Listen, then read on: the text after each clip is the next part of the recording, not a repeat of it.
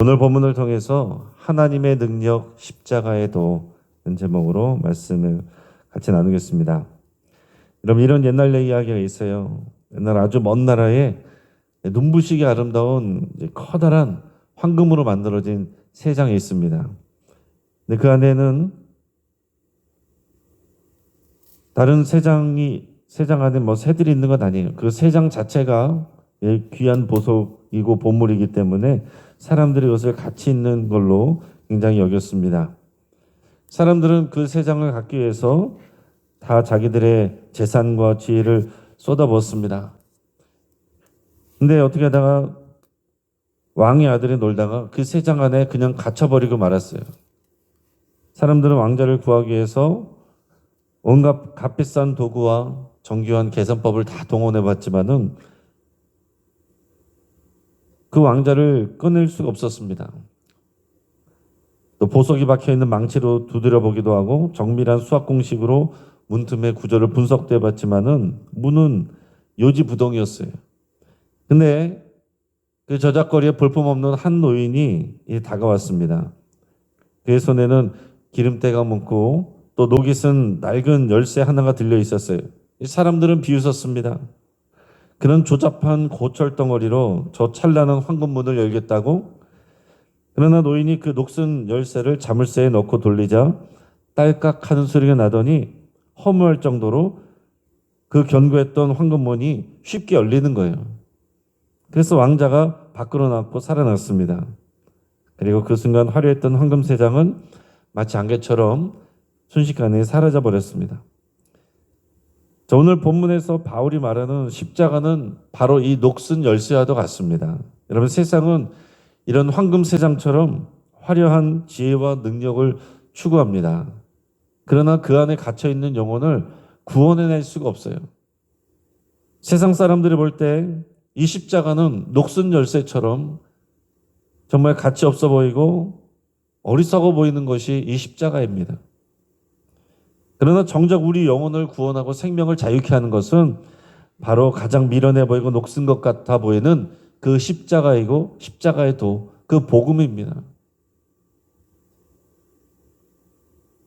하나님께서는 이 십자가의 복음을 우리에게 또 십자가의 복음의 능력을 주셨는데요.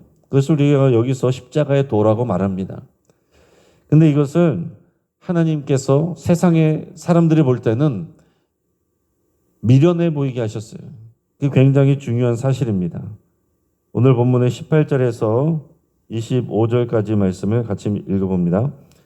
십자가의 도가 멸망하는 자들에게는 미련한 것이요 구원을 받는 우리에게는 하나님의 능력이라. 기록된 바 내가 지혜 있는 자들의 지혜를 멸하고 총명한 자들의 총명을 폐하리라 하였으니 지혜 있는 자가 어디 있느냐, 선비가 어디 있느냐, 이 세대의 변론가가 어디 있느냐. 하나님께서 이 세상의 지혜를 미련하게 하신 것이 아니냐.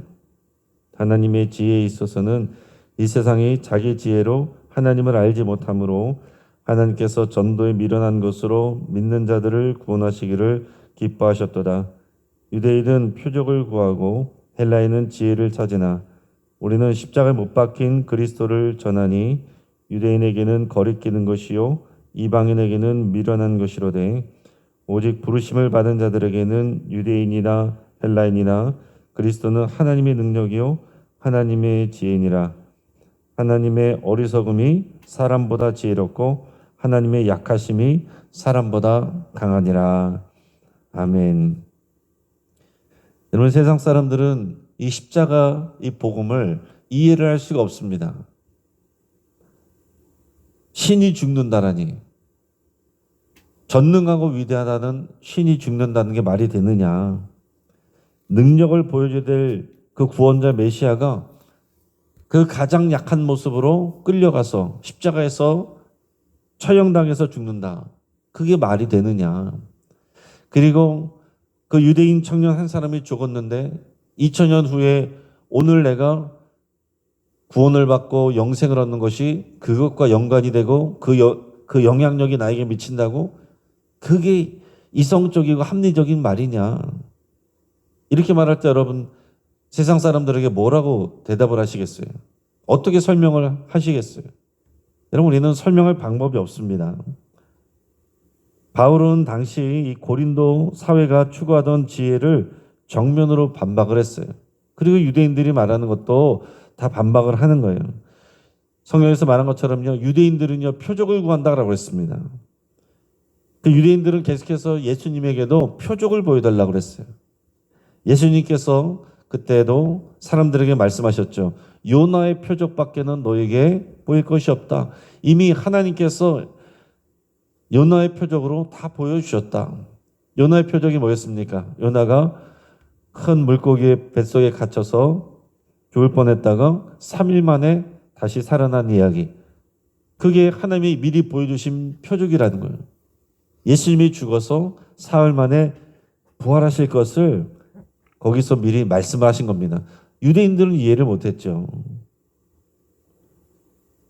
근데 율법에 의하면 더 나가서 나무에 달린 자는 하나님께 저주를 받은 자라고 그렇게 되어 있습니다. 근데 유대인들이 볼 때 예수님은 그 십자가에 나무에 달려 돌아가셨거든요. 그들이 봤을 때는 예수님은 구원자가 될 수 없습니다. 성경에 나와 있잖아요. 그들이 갖고 있는 하나님의 말씀에 하나님의 저주를 받은 자이지 어떻게 구원자가 될 수 있느냐. 유대인들이 알고 있는 성경의 구약 성경을 기반으로 자기들이 알고 있는 메시아는요, 권능으로 와서 이 땅의 모든 것들을, 악한 자들을 다 휩쓸고, 그리고 하나님의 영광을 드러내는 분인데 어떻게 나무에 매달려 저렇게 비참하게 죽는 하나님의 저주를 받은 사람이지 그런 사람이 그리스도가 될 수 있느냐. 그러니까 유대인들은 받아들일 수가 없는 거예요. 지금도 이 유대인들은 받아들이지 않습니다. 한편 헬라인들은요, 지혜를 추구하는 사람들이에요. 합리성과 또 논리성을 따져요. 말이 돼야 된다. 이해가 돼야 돼요. 논리적이고 철학적인 체계를 추구했기 때문에 이 유대인 청년이 그 죽음이 인류를 구원한다는 십자가의 도가 너무나도 어리석게 보인다라는 얘기입니다. 그럼 오늘날 우리는 어떻습니까? 오늘날도 똑같아요. 어떤 사람들은 하나님이 살아계시다면 당장 내 앞에 보여봐라. 내가 아픈 거 당장 낫게 해봐라. 그럼 내가 믿겠다. 어떤 사람들은 말이 안 된다. 이해시켜봐라. 설득시켜봐라. 여러분, 우리는 하나님을 사람들 앞에 보여줄 수도 없고요. 책도 많이 읽고 뭐 아는 게 많다고 하는 사람들을 논리로 그 사람들을 믿게 할 수도 없어요. 세상은 신앙조차도 어떻게 만들어 가고 있습니까? 교회 다니는 그리스도인들, 교회 다니는 성도들도요, 자기 중심으로 생각하기가 쉬워요. 지금 이 신앙생활하는 것이 과연 나에게 어떤 유익이 있는가? 내 삶을 얼마나 더 세련되게 만드는가? 나에게 얼마나 감동을 주는가? 내 삶에 얼마나 유익이 생기는가? 자기의 기준으로 다 판단을 하는 것입니다. 아, 여기는 교회가 또 은혜가 있구나. 분위기가 좋구나. 어떤 사람은 또 그러다가 절에 가니까 아, 여기가 내가 더 마음이 편해지네. 자기 기준으로 찾는 거예요. 여러분, 종교를 찾는 건 그렇게 찾는 것이 아닙니다. 진리를 찾아야죠. 누가 진리를 말하느냐? 누가 우리에게 영생을 주고 생명을 주느냐? 누가 우리를 구원하느냐? 그거를 생각하고 찾아야지 분위기로 찾는 게 아닙니다, 여러분. 그러니까 여러분, 교회를 다니면서도 성도님들이 그런 경우가 많아요. 십자가 희생을 좋아하지 않습니다. 성공의 간증을 좋아해요. 또 고난의 신학보다는 번영의 메시지를 좋아합니다. 자기를 부인하고 자기 십자가를 지고 예수님을 따르라는 말씀은 아멘은 하지만 별로 그렇게 귀담아 듣지 않습니다. 그러나 주 안에서 무엇이든지 구하라. 내가 이를 이루리라. 그러면은 아멘하고 또 그것을 자기 식으로 생각하고 또 그런 메시지만 골라서 듣는 경우들이 있다는 얘기예요. 또 그런 메시지만 골라서 하는 교회들이 있어요. 그런 거를 우리가 번영신학이다 이렇게 말합니다. 우리가 긍정적으로 생각하고 좋은 거를 생각하면은 우리가 다 잘 되고, 우리가 이 복음 안에 그런 내용들이 있어요. 그러나 그것은 일부분이지 이 십자가의 도의 전부가 아닙니다. 그건 아주 일부분이 이야기고 하나님께서는 얼마든지 그런 은혜를 주시기도 하지만은 거둬가실 수도 있는 거예요. 그 모든 것이 십자가 이야기 안에 다 들어있는데 그 십자가 이야기를 십자가의 도를 우리가 받지 않고 내가 원하는 것, 내가 기준 되어서 그것만을 취할 때에 우리는 복음을 이해할 수가 없고 십자가의 도를 받지 못한다는 얘기입니다. 오히려 교회를 다녔는데 내 생각대로 되지 않아요. 내 계산대로 되지 않습니다. 기도했는데 내 기대한 대로 되지 않습니다. 그래서 내가 무너지고 내가 시험에 들어요. 근데 하나님의 역사는 바로 그 지점에서 시작된다는 거예요. 내 지혜가 멈추는 곳, 그것이 바로 하나님의 지혜가 시작이 되는 것입니다. 이 십자가의 도는 미련해 보입니다. 그리고 또 하나님은 강한 자가 아니라 약한 자를 택하세요. 그게 굉장히 중요한 부분입니다. 26절에서 29절까지 같이 읽습니다. 형제들아 너희를 부르심을 보라. 육체를 따라 지혜로운 자가 많지 아니하며 능한 자가 많지 아니하며 문벌 좋은 자가 많지 아니하도다. 그러나 하나님께서 세상에 미련한 것들을 택하사 지혜 있는 것들을 부끄럽게 하려 하시고 세상에 약한 것들을 택하사 강한 것들을 부끄럽게 하려 하시며 하나님께서 세상에 친한 것들과 멸시받는 것들과 없는 것들을 택하사 있는 것들을 폐하려 하시나니 이는 아무도 육체도 하나님 앞에서 자랑하지 못하게 하려 하심이라. 아멘. 지금 바울은 고린도 교회 성도들의 형편을 직설적으로 이제 짚고 있어요. 여러분들 중에 지혜로운 자가 많지 않습니다. 많이 배운 사람이 별로 없습니다. 너 능력이 많은 사람 별로 없습니다. 문벌 좋은 사람이 별로 없습니다. 많이 배우지 못하고 가지지 못한 사람들, 지금 고린도 교회 성도 여러분들은 그렇지 않습니까? 세상의 사람들, 잘 나가는 사람들에 비교하면은 여러분들은 연약한 사람들이지 않습니까? 그러나 하나님은 이런 여러분과 같이 연약한 자들을 통하여 하나님의 교회를 세우시고 하나님의 역사를 이루어가고 있습니다. 그거를 직접 말하고 있어요. 여러분 교회에 정말 하나님을 믿는 사람들이 하나님이 엘리트를 좋아하신다. 공부도 잘하고 똑똑하고 교양 있고 많이 배우고 또 돈도 많고 세상에 나가서 누구나도 다 우러러볼 만한 그런 사람들이 교회에 온다. 그러면 성도님들은 다 좋아할 거예요. 물론 저도 좋아하겠죠. 그리고 이런 유력한 사람이 우리 교회에 있다. 사람들이 자랑할 겁니다. 그러나 성경은 반대로 말하고 있어요. 오히려 연약하고 못 배우고 힘없는 사람들, 그런 사람들을 택하여 하나님께서 역사하시고 교회를 세워가신다. 이거를 지금 강조하고 있다는 사실입니다. 실제로요, 예수님은 연약하고 병들고 힘없고 가난하고 사회적인 약자들 이런 사람들과 함께 하셨고 또 그들을 가까이 하셨어요. 오히려 죄인들을 가까이 하셨어요. 그래서 이 유대인 엘리트들한테 미움을 당하고 견제를 당하고 죽임을 당한 것입니다. 여러분 이게 십자가의 도이고 복음의 원리인데 그럼에도 불구하고 우리는 어떻습니까? 우리는 여전히 세상적인 방식으로 사람들을 바라보고 또 판단하고 그렇습니다. 교회에도 더 힘 있는 사람, 유력한 사람, 또 멋있는 사람, 그런 사람들은 모였으면 좋겠고 또 교회 안에서도 가능하면 그 안에서도 더 힘 있는 사람, 매력적인 사람들이 같이 모이면 기분이 좋아요. 나는 그 그룹 안에 들어있다. 기분이 좋아집니다. 그러나 십자가의 도는 그런 게 아니라는 거예요. 하나님은 세상에서 지혜롭고 강하고 문벌 좋은 자들을 택하지 않으셨다는 겁니다. 그랬다면 예수님의 12제자들, 예수님의 제자들이 될 수가 없겠죠. 예수님께서 이 하나님 나라를 완성해 가시는 그 놀라운 그 하나님의 계획을 이루어 가시는 이 교회를 세워가는 그 일에 왜 냄새나는 촌스러운 어부들을 쓰십니까? 많이 배운 사람들을 중에서 택하셔야죠. 그러나 하나님께서는 이런 어부와 같은 이런 제자들도 부르셨고, 그러나 이렇게 많이 배운 사람을 통해서 사도 바울 같은 사람들을 통해서 또 이런 역사를 통하여 일하시고 또 이 서신서 신약성경의 많은 부분들을 기록하게 하시는 그 일도 하세요.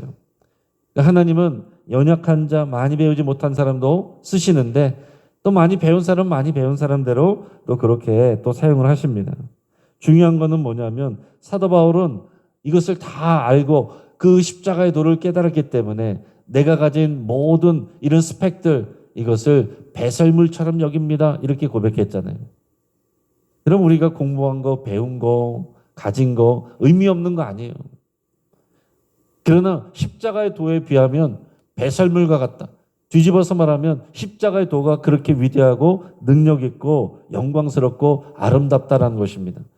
그러니까 여러분 오늘 우리가 교회 나오고 신앙생활하면서 정말로 우리가 십자가의 도를 붙들고 사랑하고 자랑하고 있는지 아니면 이거는 그냥 기본적인 거고 예수님의 십자가 구원에 믿습니다.